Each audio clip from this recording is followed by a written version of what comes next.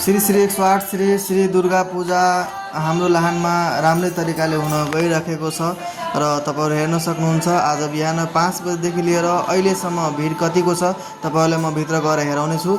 कृपया यो भिडियोलाई अन्तसम्म हेर्नुहोला र यसबाट तपाईले के प्रश्न पार्नुहुन्छ भन्दाखेरि कि लाहानमा पनि एउटा भव्य रूपले मनाउने गइराखेको दुर्गा पूजा यो पाली अनौठो किसिमले मनाउन गइराखेको छ। हेर्न सक्नुहुन्छ तपाईहरु भक्तजनहरुको कति पनि भिडहरु छ यहाँ।